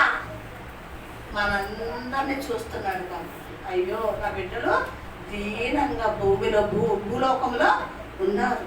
నా బిడ్డల్ని నా దగ్గరికి చేర్చుకోవాలి అంటే నాకెంతైనా సహనం అవసరం, ఓర్పు అవసరం, తగ్గించుకుంటాం అవసరం నాకు. నేను తగ్గించుకుంటేనే తప్ప నా బిడ్డల్ని నేను అక్కడికి చేర్చుకోలేను. ప్రియమైన దేవుడు బిడ్డలారా, ఎవరి కోసం ఇవన్నీ చేస్తున్నాడు ప్రభు? ఎవరి కోసం? మనల్ని పరలోక రాజ్యమునకు తీసుకువెళ్ళడానికి ఇవన్నీ చేస్తున్నాడు. పిచ్చి జనాలు, అపవాదాన్ని వెంబడిస్తున్నవాడు, లోకాన్ని ప్రేమిస్తున్నవాడు, లోకంలో ఉన్నవి ఆశిస్తున్నవాడు. ప్రభు అంటే వాళ్ళకి వెర్రితనం అండి, వెర్రితనము. వెర్రితనముగా కేళన చేస్తూ నవ్వుతూ ఆఖరికి వాళ్ళ గతి ఏంటండి? లాస్ట్కి వాడు రొమ్ము కొట్టుకొని ఏడ్చే రోజు ఒకటి ఉంది. చదవండి. 3 దినములలో పట్టువాడ నీవే రక్షించుకోదు. నీవు దేవుని కుమారుడు అయితే సిలువ మీద నుండి దిగువని చెప్పుచు ఆయనను దూషించది. అలాగే శాస్త్రులను పెద్దలను ప్రధాన యాజకులు దూషించది. అలాగే శాస్త్రులు పెద్దలు ప్రధాన యాజకులు కూడా ఆయనను అపహాసించు. వీడు ఇతరులను రక్షించును, తన్ను తానే రక్షించుకోలేడు. ఏమంటండి? వీడు ఇతరుల్ని రక్షిస్తానని చెప్పాడు, తను తానే రక్షించుకోలేడు. ఏమని చెప్పాడు? నిన్ను నేను రక్షిస్తానని చెప్పాడు. అర్థమవుతుందండి? వాడు అన్న మాట ఏంటంటే నిన్ను రక్షిస్తాను మారుతామా అని చెప్పాడు, కానీ అతనే నీకు హెల్ప్ చేస్తానన్నాడు, నీకు సహాయం చేస్తానన్నాడు. అతనికే సాయము లేదు, రక్షించుకోలేడు. ఎవడు మాట్లాడుతున్నాడు ఈ మాటలు? ఎవడండి? లోక సంబంధమైన వాడు, అపవాది సంబంధమైన వాడు, దేవుని ప్రేమను ఎరగనవాడు, వాడు రక్షించుకోలేడు. ఇద్దరు వీడు ఏం రక్షిస్తాడు అని మాట్లాడుతున్నాడు. రక్షిస్తాడా? రక్షించడా? ఇప్పుడు రక్షించాడా లేదా? మనల్ని ఎంతమందికి నమ్మకం ఉంది యేసయ్య నన్ను రక్షించాడని? ఎంతమందికి ఉందండి? నిజంగానేనా? పుట్టిగా చెప్తున్నారా? ఎలా రక్షించాడు మిమ్మల్ని? ఎలా రక్షించాడు మిమ్మల్ని అందరూ? మన కోసము లోకానికి వచ్చి కదా ప్రాణం పెట్టి రక్తాన్ని చిందించి ఆయన మనకి రక్షణ ఇచ్చి రక్షించాడు. ఇప్పటికీ కూడా రక్షిస్తూనే ఉన్నాడు. మరి నిన్న మనం చదువుకున్నాం కదా, లోకంలో ఉన్న బిడ్డను ఏం చేస్తున్నాడంటే అంతవరకు ప్రేమిస్తాను నేను. హల్లెలూయా. ఎప్పుడు వరకు ప్రేమిస్తాడంట? అంతవరకు ప్రేమిస్తాడంట అండి. ప్రేమిస్తున్నాడు కాబట్టి ఈ రోజున బ్రతుకున్నాం మనం. ప్రేమిస్తున్నాడు కాబట్టి ఈ రోజు ఆరోగ్యంగా ఉన్నాం కదండి. మనల్ని చూస్తూ ఉన్నాడు. అనారోగ్యంగా ఉందా? స్వస్థపరుస్తున్నాడు. మన ఇబ్బందులు ఉన్నాయా? ఇరుకులు ఉన్నాయా? అవన్నీ కూడా సమస్యల నుంచి తప్పిస్తూ ఉన్నాడు. మనకి సహాయంగా తోడుగా ప్రభువు ఉంటూ ఉన్నాడు. చదవండి. వీడు ఇతరులను రక్షించను, తల్లిదండ్రులు రక్షించుకోలేడు. ఇశ్రాయేలు రాజు కదా, ఇప్పుడు శిలువ మీద నుండి దిగిన ఎడల వాని నమ్ముదు. ఏమంటండి? నువ్వు ఎవరివి? ఇశ్రాయేలుకు రాజు కదా, ఇప్పుడు శిలువ నుంచి దిగు దిగిన ఎడల వాని నమ్ముదు. చూసారా? ఎవడాడు? ఆడెవడండి? అపవాది గాడి సంబంధి. ఇక్కడ మనం నేర్చుకోవాల్సింది ఏంటంటే, ఎవడో వస్తాడు. మన క్రైస్తవులము, దేవుని నమ్ముకున్నాం, చర్చికి వెళ్తాం, దేవుడి మార్గంలో నడుస్తాం, పాపం చెయ్యము, పరిశుద్ధంగా జీవిస్తున్నాం. వాడు వచ్చి పుల్ల పెడతాడు, ఒకడు వచ్చి పుల్ల పెడతాడు. అదే పద్దాక ఏం పోతావమ్మా చర్చికి? ఏముంది చెప్పు, నీకు ఏం ప్రయోజనం ఉంది? చెప్తాను వెళ్ళకు చర్చి. సినిమాకి వెళ్ళవా? ఇదేం జీవితం అమ్మా ఇది? మందు తాగవా అన్న? అరే నీకు అదేం జీవితం రాదు ఇది? ఎంజాయ్ చేయి, లైఫ్లో ఎంజాయ్ చేయి. ఏం తాగి మందు తాగు. గర్ల్ ఫ్రెండ్ లేదా నీకు? అదే నువ్వే మనిషిరా? ఇదేం జీవితం రైతు? గర్ల్ ఫ్రెండ్ లేడంట, తాగడంట, ఫ్రెండ్స్ లేరంట వీడికి అని ఏం చేస్తారు? ఏడాది చేస్తారు. ఎవరు అగస్టిన్ గురించి చెప్పు. అగస్టిన్ గురించి ఎంతమందికి తెలుసు? అగస్టిన్ గురించి నేను ఎన్నిసార్లు అక్కడ పాత చర్చిలో బాగా చెప్పేదాన్ని, అవునా కదా? ఈ మాట చెప్పమని ఎవరు అడిగేవారంటే నన్ను కవిత, కృష్ణవారి కవిత, అమ్మ అగస్టిన్ గురించి చెప్పమ్మా, అగస్టిన్ అంటే అమ్మాయి ఆశ ఏంటంటే, అగస్టిను దుర్మార్గుడు, పాపం చేసిన వాడు, మారాడు.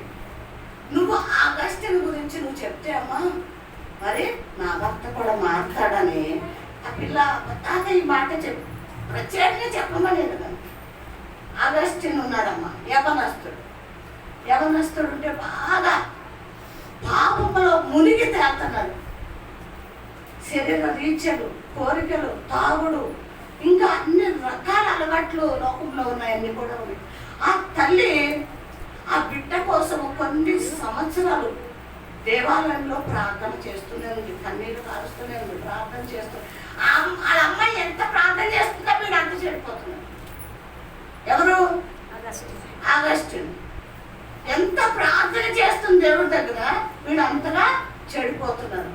బాగా ఆడోలో సోకుందండి, ఫ్రెండ్స్ అన్నీ ఉన్నాయి. ఒక రోజు తల్లి మాట చెప్తుంది, తల్లి వింటలేదు, ఫ్రెండ్స్తో తిరుగుతున్నాడు, పాపం చేస్తున్నాడు. ఒకరోజు దారమ్మట వస్తుంటే ఒక చిన్న మీటింగ్ నడుస్తుందంట. అక్కడ చిన్న మీటింగ్ మనలాగా ఒక 20 మంది 30 మంది మీటింగ్ నడుస్తుంటే అక్కడ పాటలు పాడుతుంటే దారమ్మట వస్తే అగస్టిన్ ఏమనుకున్నాడంట, అయ్యో పాటలు పాడుతున్నారు కదా, పాటలు ఏదో బాగున్నాయి, పాట విందామని అక్కడికి వెళ్ళి నిలబడ్డాడు. ఎవరు? అగస్టిన్. వెళ్ళి నిలబడితే ఇక పాటలు అయిపోయినాయి. పాటలు అయిపోయిన తర్వాత అక్కడ పాస్టర్ గారు వాక్యం చెప్తున్నారు. వెళ్ళకు ఉండు, నువ్వు ముందుకి వెళ్ళకు ఉండని వాక్యం ద్వారా మాట్లాడుతున్నాను. ఇప్పుడు ఈ అగస్టిన్ అబ్బాయి వెళ్ళిపోతాం అనుకుంటున్నాడట, కానీ ఈ కాలు అన్నది ముందుకి వెళ్ళలేకపోతున్నారు. బంధించబడ్డాయి కాళ్ళు.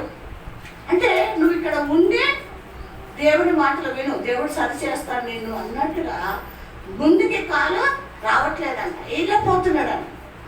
దేవుడు ఒకడ మాట్లాడాడు. అక్కడికక్కడే మోకాల మీద పడి పశ్చాత్తాపడి, ప్రభువా నేను పాపిని, నన్ను క్షమించండి అని మరి దేవుని దగ్గర పాపాలు ఒప్పుకొని మరి వెళ్తున్నాడంట. వెళ్తుంటే అదే రోడ్డు పక్కన ఎవరున్నారు? అగస్టిన్ లవర్ ఉంది. ఎవరున్నారండి? ఫ్రెండ్ ఉండి ఆమె బయట కూర్చుని ఎదురు చూస్తుందంట. రోజు వచ్చేవాడు అగస్టిన్, రోజు వచ్చేవాడు. ఇవాళ ఇంకా రాలేదు, టైం అయిపోతుంది, టైం మించిపోతుంది, ఏడు అగస్టిన్ అని బయటకు వచ్చి కూర్చుందంట. అయితే రోడ్డు పక్క ఇల్లే కదా, అగస్టిన్ చూసింది. ఇల్లు దాటేసాడు అగస్టిన్. ఏం చేశాడు? ఇల్లు దాటి వెళ్ళిపోతున్నాడు. ఆమె ఏమనుకుంటుంది? అమ్మో అగస్టిన్ వచ్చేస్తున్నాడు కదా అనుకుంటుంది ఆమె. ఏం చేశాడు? ఇల్లు దాటేశాడు. వెళ్ళిపోతుంటే అగస్టిను, అగస్టిను, నేను అగస్టిను, నేను అగస్టిను అని ఆ స్త్రీ పిలుస్తుంటే అగస్టిన్ వెనక్కి తిరిగి చూడకుండా ఏమన్నాడంటే తెలుసా? నేను అగస్టిన్ని కాను అన్నాడంట. అందరు గట్టిగా చప్పట్లు కొట్టుకోండి. నేను అగస్టిన్ని అన్నాడు. అగస్టిన్ నేను అంటున్నామే. అగస్టిన్ ఏమన్నాడో తెలుసా? ఆ అగస్టిన్ని నేను కాను అంటే ఆ పాత అగస్టిన్ చచ్చిపోయాడు, పాతి పెట్టబడ్డాడు. ప్రియమైన దేవుని బిడ్డలారా, నీలో నాలో పాపం అన్నది పాతి పెట్టబడాలి. అప్పుడే మన జీవితాలు మారుతాయి, మన బ్రతుకులు మారుతాయి. నువ్వు పాతి పెట్టకపోతే మళ్ళీ తిరిగి పాపం చేస్తూనే ఉంటావు. ఏమన్నాడు అగస్టిన్? ఆ అగస్టిన్ నేను కాను అంటే ఆ మీటింగ్ లో అతను ఏం చేశాడు? పాపాన్ని పాతి పెట్టేశాడు. జాగ్రత్త ఏమైనా బిడ్డలారా,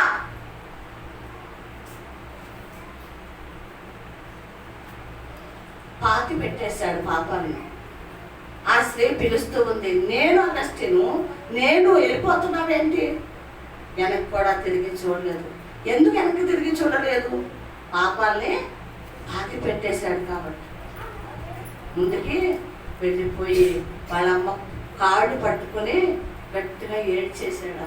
అమ్మ, నీ ప్రార్థన, నీ కన్నీళ్ళు లోకము నుంచి లోకం నుంచి కొట్టుకుపోతే దేవాలయంలోకి వచ్చి పడ్డాను అన్నాడంట. హల్లెలూయా, హల్లెలూయా. ఎక్కడి నుంచి వచ్చాడంట? లోకములో వచ్చి నేను ఎక్కడికి వచ్చేసాను? దేవుని సన్నిధిలోకి వచ్చేసాను. ఏంటి అవి? తల్లి కార్చిన కన్నీళ్లతో కొట్టుకుని వచ్చేసాడంట. చూశారు అప్పుడే మన దేవుని కదా ప్రార్థనలో ఎంత శక్తి ఉందో. సిలువలో శక్తి ఉంది, ప్రార్థనలో కూడా శక్తి ఉంది. కాబట్టి మన పాపములు పాతి పెట్టేయాలి. ఈ ప్రార్థన చేయండి మీరందరూ కూడా. అందరూ పాపాలు పాతి పెట్టేయాలి. వెనుకున్నవి మనం తిరిగి చూడకూడదు. ముందున్న వాటి కోసం వేగిల పడిపోవాలి. ఏం చేయాలి? వెనుకున్నవి మర్చిపోవాలి, ముందున్న వాటి కోసం వేగిల పడాలి. ఏం చేశాడు అగస్టిను? ఏం చేశాడండి కదా? తల్లి పాదాలు పట్టుకొని ఏడ్చాడంట. నన్ను లోకము నుంచి దేవుని రాజ్య సన్నిధిలోకి నన్ను నా తల్లి కన్నీళ్లు కొట్టుకొని వచ్చేస్తాయి అనేసి సాక్ష్యం చెప్పాడు. పెద్ద సేవకుడు అయ్యాడంట ఆయన. ఎవరు? అగస్టిన్ గారు. చూసారా? మనం దేవుణ్ణి నిజంగా ప్రేమిస్తే, నిజంగా మనలో మార్పు వస్తే మనం కూడా దేవుని కోసం ఒక సాక్షులుగా ఉన్నాం. దేవుని కోసం సాక్షులుగా జీవిస్తేనే దేవుడు మనలో బట్టి ఆనందిస్తాడు. ఈ రోజున ఆయన సిలువలో ఎన్ని శ్రమలు, ఎన్ని అవమానాలు, ఎన్ని దూషణలు ఎందుకు అంటే నువ్వు ఆయనకి సాక్షిగా ఉండాలని, ఒక అగస్టిన్గా మారాలని, ఒక అగస్టిన్గా మారాలి. ప్రేమైన దేవుని మనం మారటానికి, ఒక సాక్షులుగా ఉండటానికి ఈ రోజున ఆయనని అనుపిస్తూ ఉన్నాడని వాక్యం తేటగా తెలియజేస్తుంది. చూడండి 4వది మత్తయి సువార్త 27:45 నుంచి చదువు. 27:45 నుంచి చదువు. మధ్యాహ్నం మొదలుకొని 3 గంటల వరకు ఆ దేశమంతటను చీకటి కమ్మింది.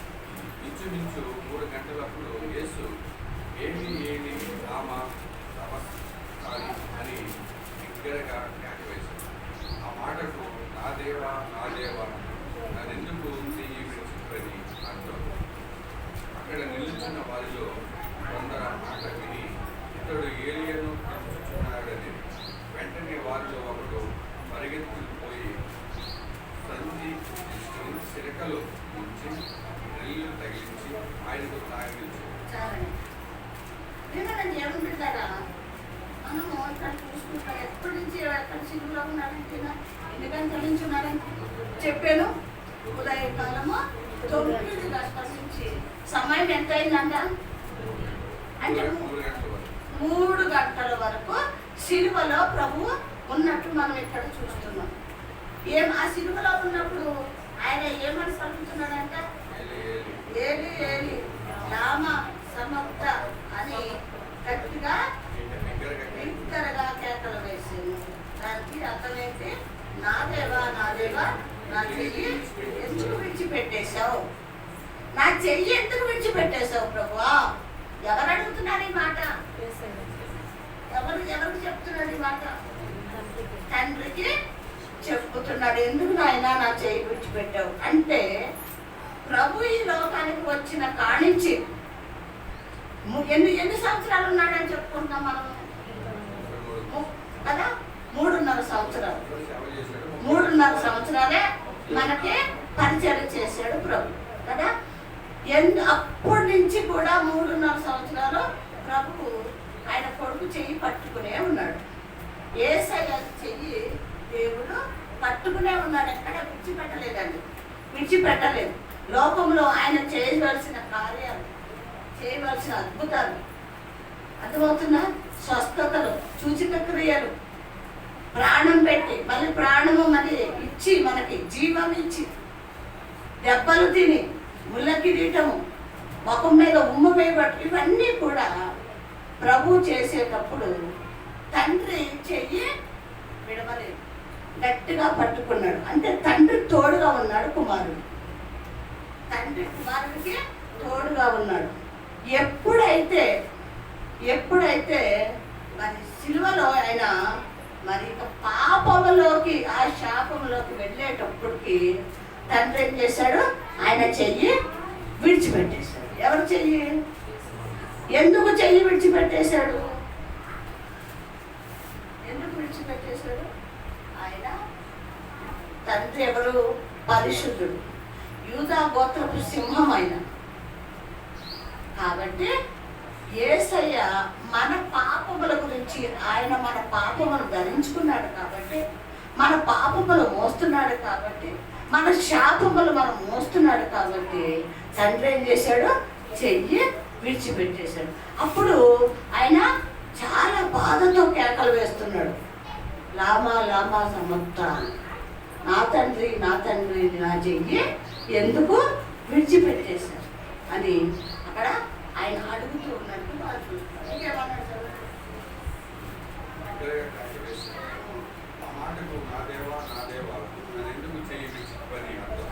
ఇక్కడ నిల్చున్న వారిలో కొందరు మాట విని ఇతడు ఏలియను పిలుచుచున్నాడని. వెంటనే వారిలో అక్కడ ఉన్నవాడు ఏమనుకుంటారంట?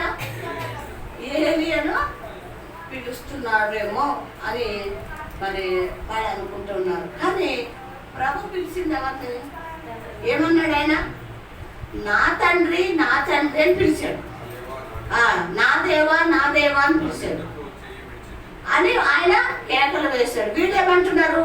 ఏలి అని పిలుస్తున్నారు. అన్నిటికి కూడా వాళ్ళు ప్రభుని అవమానించటం, హేళన చేయటం, అదే ఆయనని బాధ పెట్టడం, వాళ్ళు హింసించటం మాత్రమే వాళ్ళు చేస్తూ ఉన్నారు. చదవండి. యేసు మరల బిగ్గరగా కేక వేసి ప్రాణం విడిచాడు. ఏం చేశాడంటే అండి, యేసు బిగ్గరగా కేక వేసి ప్రాణం ఇచ్చినట్టు మనం చూస్తాం.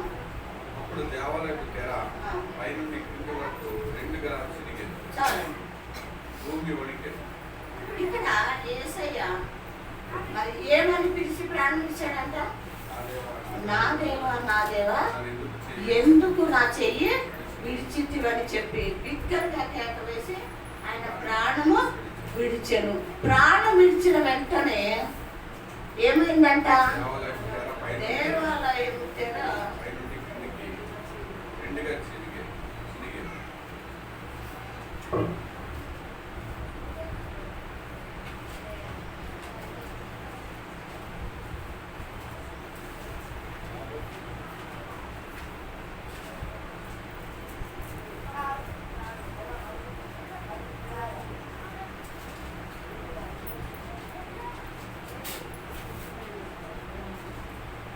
ఇది దేవాలయం. ఏంటిది? ఏంటి ఇది? దేవాలయం. ఎప్పుడైతే ప్రభు కన్ను మూసారో ఏమైందంట? ఇది రెండుగా నేను మరి చెప్పాను కదా, రెండుగా మధ్యకి చీలిపోయింది. ప్రియమైన దేవుని బిడ్డలారా, దేవాలయము రెండుగా చీలింది అంటే దేవాలయము అంటే యేసయ్య. దేవాలయం అంటే యేసయ్య. ఆయన శరీరము ఏమైందంట? రెండుగా చిరిగింది. అంటే పరలోకానికి భూమికి మధ్యన ప్రభు వేలాడాడు కదా, మనకి మార్గము ఎక్కడికి? పరలోకమునకు. ఈ దేవాలయం ఎప్పుడైతే రెండుగా చీలిందో అవతల ప్రభు ఉన్నాడు, ఇవతల మనం ఉన్నాం. ఇప్పుడు రెండుగా చీలిపోయింది కాబట్టి మనకి ఏమి ఇక్కడ వచ్చింది? మార్గము. ఎక్కడికి వెళ్ళటానికి? ఎక్కడికి వెళ్తాకండి? పరలోక రాజ్యము వెళ్తాకే ఇది మార్గము. మనకి ప్రభు సలాలం చేశాడు. ఎప్పుడు చేశాడు? ప్రాణము విడిచిన తర్వాత. మరి ఇది శుభ శుక్రవారమా కాదా? ఇది శుభ శుక్రవారమా కాదా? ఇది మనకి కావాలా వద్దా? ఏమా ఇది సంతోష దినమా కాదా? ఏమండి కదా? ఏమైంది? తెర చీలిపోయింది, రెండుగా చీలిపోయింది. తెర అంటే ఎవరైనా యేసయ్య కదా. యేసయ్య శరీరము రెండుగా చీలినప్పుడు మనకి పరలోక రాజ్యమునకు మార్గము సరళము చేశాడు కదండి. చూడండి, యోహాను సువార్త 19వ అధ్యాయం. యోహాను సువార్త 19వ అధ్యాయం.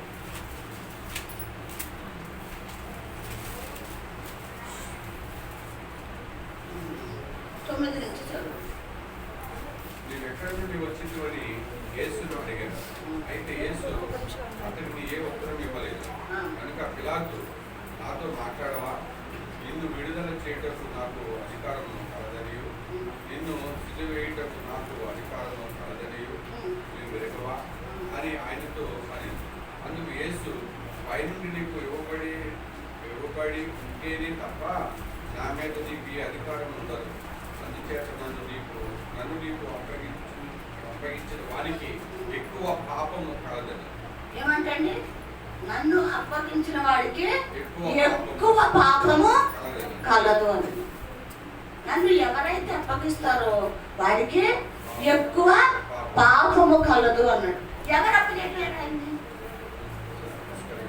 ఎవరు అప్పచెప్పారు ప్రభుని? యూదా ఇస్కరియోతు ఎవరిని అప్పచెప్పారు? ప్రభుని అప్పచెప్పాడు. పాపం ఎవరికి వచ్చింది? యూదాకే పాపము వచ్చినట్టు మనం ఇక్కడ చూస్తున్నాం. ప్రియమైన దేవుని పెట్టారా, ఇక్కడ లూకాసు వార్త చూడండి.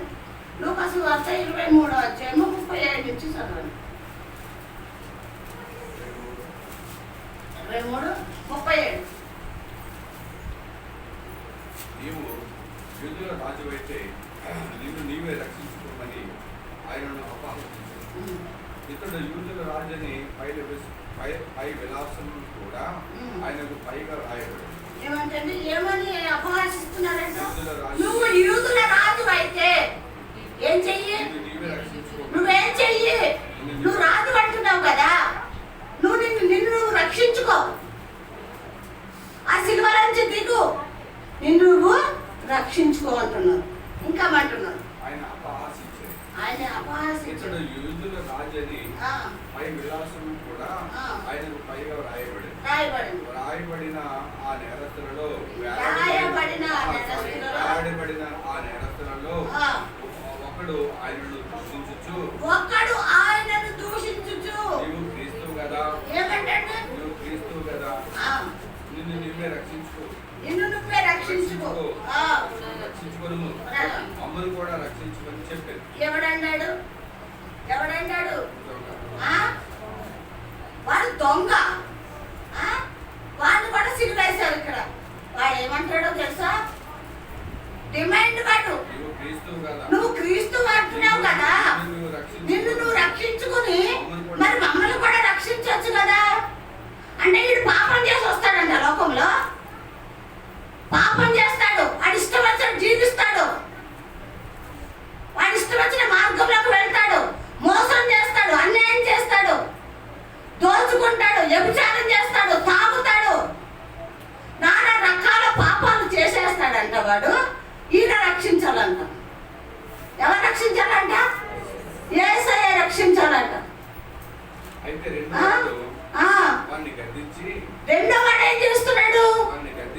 వాడిని గద్దించి నీవు అదే శిక్ష విధిలో ఆ, ఉన్నావు కదా అన్నాడు. ప్రియమైన దేవుని బిడ్డలారా, భయపడవా? ఇక్కడ ఇప్పుడు ఇద్దరు ఒకే చోట ఒకే దగ్గరికి వెళ్ళి దొంగతనం చేస్తున్నాడు, అనేక రకాల పాపాలు చేస్తున్నాడు వాళ్ళిద్దరు కూడా. ఈ మొదటోళ్ళలో ఏం లేదు, భయం లేదు, దేవుని శిక్ష శక్తి లేదు, దేవుని శక్తి లేదు. వాడికి దేవుని ప్రేమ తెలియక అన్నాడు, నువ్వు యూదుల రాజువు కదా, నిన్ను నువ్వు రక్షించుకుని మమ్మల్ని కూడా రక్షించవచ్చు కదా అన్నాడు వాడు కదా. అయితే రెండో వాడు ఏమన్నాడు? ఏం చేశాడు? గద్దించి నీవు కూడా అదే శిక్షలో ఉన్నావు కదా, దేవునికి భయపడవా? చాలండి, నువ్వు దేవునికి భయపడవా? మనం చేస్తుంది పాపము, అన్యాయము, దేవుని ఎంతగానో గాయపరుస్తున్నాం, దుఃఖపరుస్తున్నాం, బాధ పెడుతున్నాం. దేవునికి భయపడవా? ఈ ప్రశ్న మనకే ప్రియమైన దేవుని ఉంటారా? దుర్భాషలు మాట్లాడుతుంటాం, అబద్ధాలు ఆడుతుంటాం, మోసపు మాటలు మాట్లాడుతుంటాం, దోచుకుంటూ ఉంటాం, అక్రమాలు చేస్తుంటాం, అన్యాయాలు చేస్తుంటాం, గుట్టకాలు, చుట్టలు, సిగరెట్లు, తాగుడు. ఇది మనలో పాపం కాదా? ఇవి మనలో పాపం లేవా? పాపం చేస్తూ కూడా మనం ఏమంటాము? నేను పాపము చేయలేదు, నాలో పాపము లేదు అంటామండి. కానీ ఎవరైతే దేవుడు అంటే భయపడతారో, ఈ రెండో దొంగలాగా ఎవరైతే దేవునికి భయపడతారో వాడు ఏమంటున్నాడంటే, ఎవరై అదే శిక్షలో ఉన్నాం కదరా, దేవుడికి భయపడవా నువ్వు? అంటే ఆల్రెడీ మనం పాపం చేసి శిక్షలో ఉన్నాం, నువ్వు దేవుడికి భయపడవా అని ప్రశ్నిస్తున్నాడు మొదటోడు. మనకైతే ఇది న్యాయం. ఏంటి న్యాయము? ఆ పాప శాపం అనే సిలువ మరణము మనకైతే న్యాయమే. మనం చేసిన వాటికి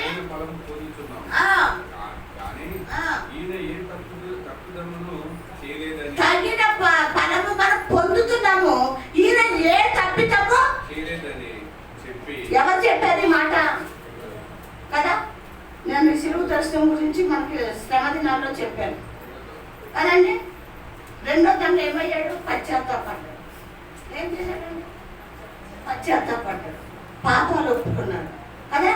చేసిన ప్రతి పాపము కూడా కన్నీళ్లతో యేసయ్య పాదాలు కడిగేశాడు.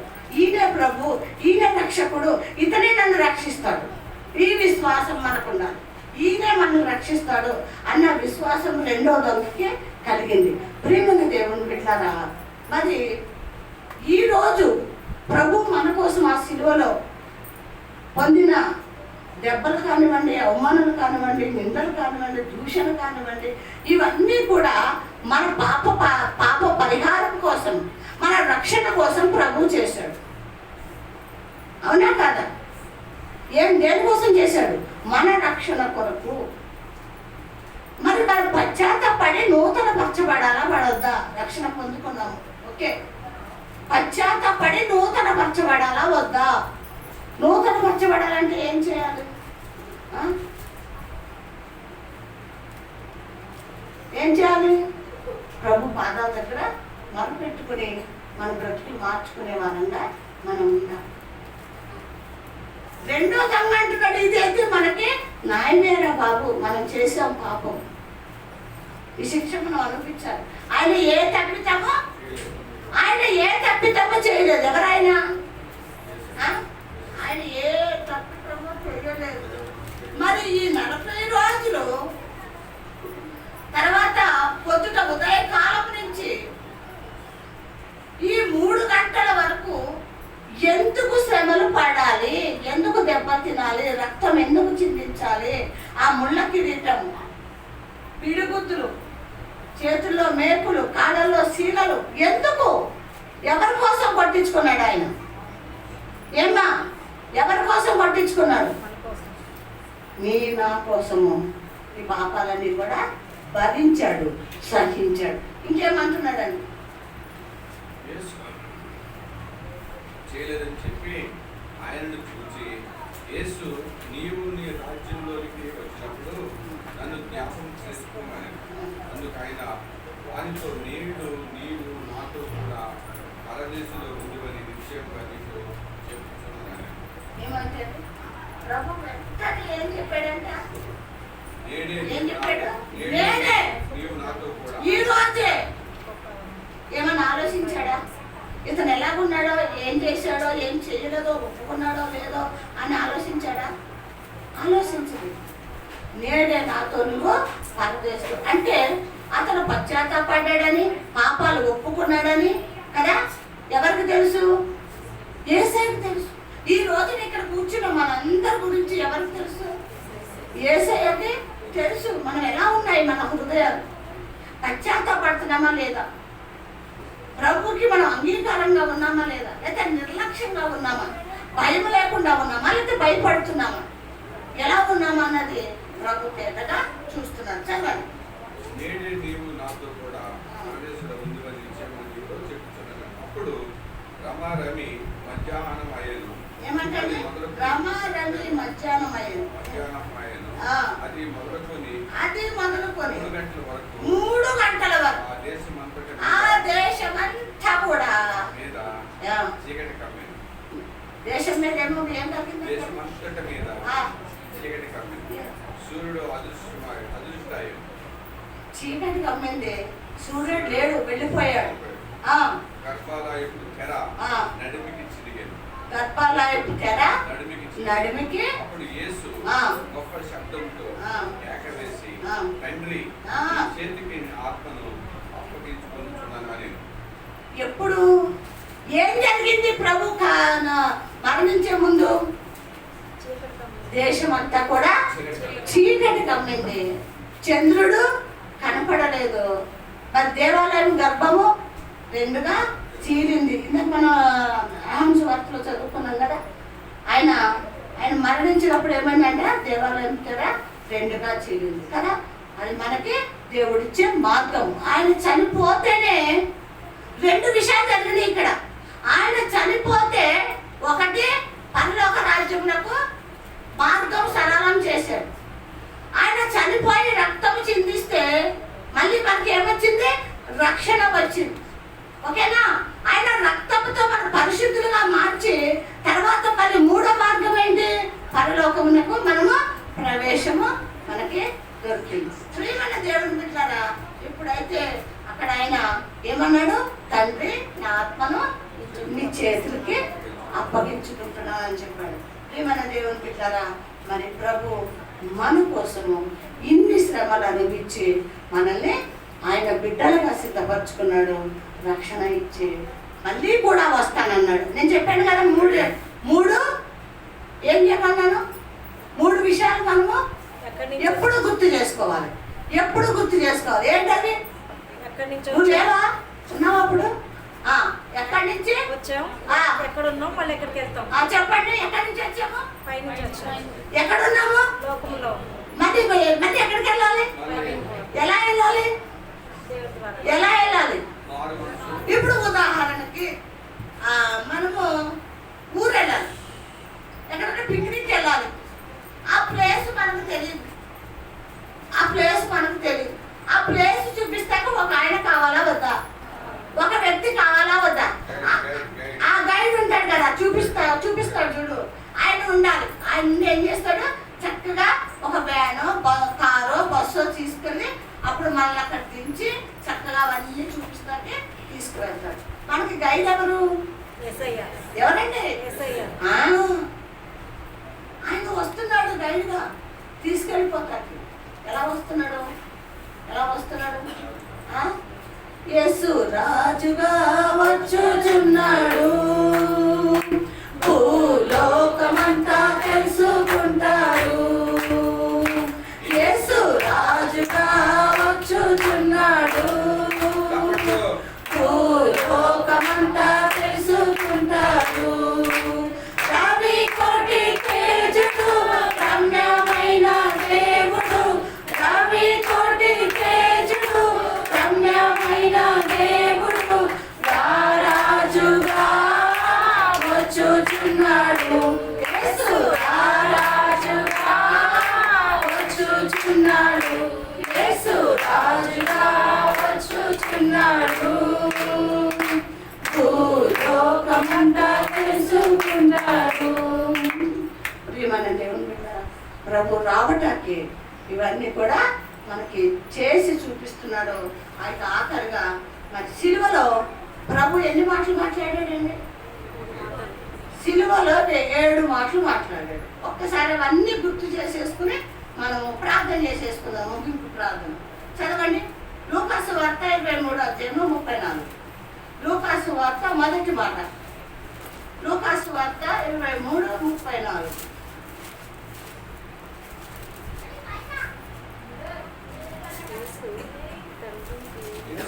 తండ్రి మీరేం చేస్తున్నాడో కనుక మీరు క్షమించమని చెప్పారు. ఏమన్నాడంటే మొదటి మాట, లోకములోకి ప్రభు వచ్చిన రోజు సిలువను మోస్తున్న మొదటి మాట, తండ్రి వీరు వేరేం చేస్తున్నారో వీరు ఎరుకలు కనుక వీడనే క్షమించండి. ప్రియమైన దేవుని బిడ్డలా, మనకి నేర్పిస్తున్న మాట ఏంటంటే నీ సహోదరుని నువ్వు ప్రేమించు. ఏం చేయండి? నీ సహోదరుని నువ్వు ప్రేమించు. అది ఏం చేస్తున్నాడో వాళ్ళకి తెలియదు, కానీ నువ్వు ప్రేమించు అని మరి మొదటి మాటగా సిలువలో ప్రభు చెప్పినట్టు మనం చూస్తున్నాం. రెండో మాట లూకాసు వార్త 23:42.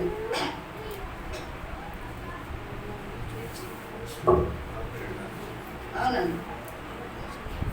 ఆయన చూసి యేసు నీవు నీ రాజ్యంలోనికి వచ్చినప్పుడు నన్ను జ్ఞాపకం చేసుకోమని. చాలండి. ఏమన్నాడు? రెండో మాట ఏమన్నాడు? యేసు నీవు వచ్చినప్పుడు నన్ను జ్ఞాపకం చేసుకోమని ఎవరిని అడగాలంట? మనం ఎవరు అడగాలి? ఈ మాట ఎవరు అడగాలి? రక్షింపబడ్డ మనము, నిరీక్షణతో ఎదురు చూస్తున్న మనము, పాపాలు ఒప్పుకొని పశ్చాత్తపడ్డ మనము, విశ్వాసంతో ఉన్న మనము, తండ్రి మీ రాజ్యంతో వీళ్ళు వచ్చినప్పుడు నన్ను జ్ఞాపకం చేసుకోండి అని అడిగే విశ్వాసము, నిరీక్షణ మనకి కావాలి. 3వ యోహాను సువార్త 19వ అధ్యాయం.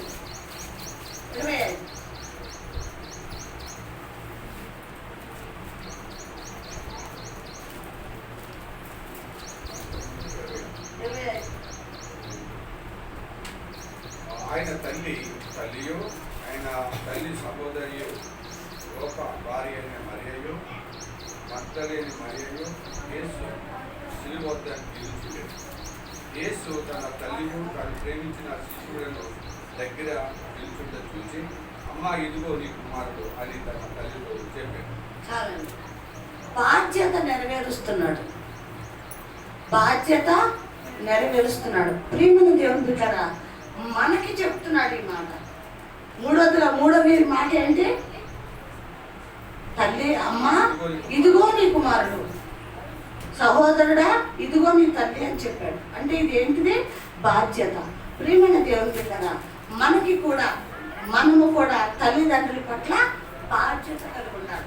కానీ పెంచి పెద్ద చేసి మనకు ఒక భవిష్యత్తు ఇచ్చి జీవితం ఇచ్చిన తల్లిదండ్రుల్ని మనము మర్చిపోవటానికి వీల్లేదు. ప్రభు చేసి చూపించాడు. ఎక్కడ చేశాడు? సిలువలో చేశాడు.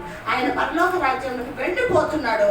మరియమ్మ గురించి చెప్తున్నాడు. నా తల్లి ఇదిగో నీ కుమారుడని యోహాను చేతికి తల్లిని అప్పచెప్పి వెళ్ళిపోయాడు. చూడండి ఇక 4 మత్తయి సువార్త 27:46. మత్తయి సువార్త 27:46.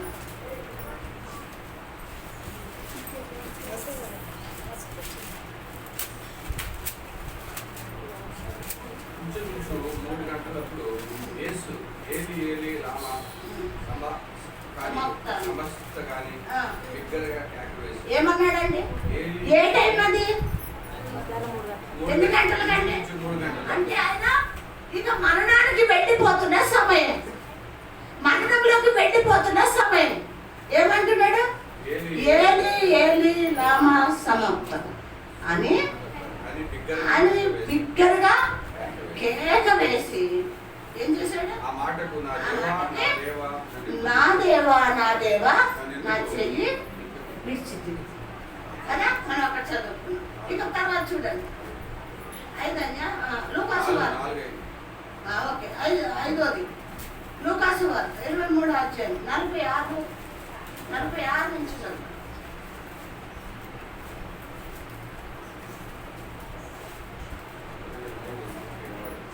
అప్పుడు యేసు గొప్ప శబ్దంతో కేక వేసి, తండ్రి నీ చేతికి నా ఆత్మను అప్పగించుకుంది. ఏం చేస్తాడంటే ఏమన్నాడు? తండ్రి నీ చేతికి నా ఆత్మను అప్పగించుకుంటానన్నాడు. యోహాను సువార్త 6 యోహాను సువార్త 19:30.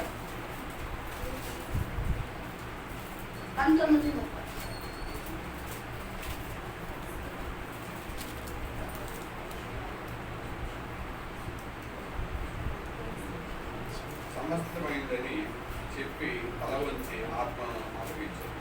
ఏం చేశాడంట? ఆయన తల వంచి సమాప్తమైనది అన్నాడు. ఏమైపోయింది? ఏంటి సమాప్తమైంది? ఏం సమాప్తమైంది? పరలోకం నుంచి ఈ లోకానికి వచ్చినప్పుడు తండ్రి ఏ పనైతే అప్పచెప్పాడో ఈ పనంతా కూడా నేను సమాప్తము చేసేసాను అని ఆయన ఆత్మను ఎవరికి అప్పచెప్పేశాడు? తండ్రికి ఆత్మను అప్పచెప్పేశాడు.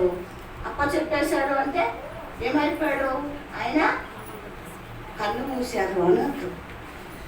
సమాప్తం చేసేసాడు. లోకంలో వచ్చి తండ్రి చెప్పినవన్నీ కూడా సమాప్తం చేసేసి ఆయన చనిపోయినాడు. 7వ చదువుతారా? లూకాసు వార్త 23:46.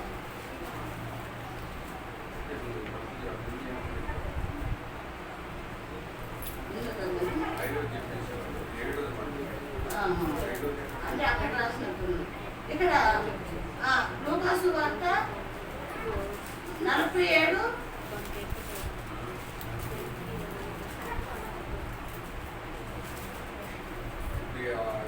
ఇది గొప్ప శబ్దంతో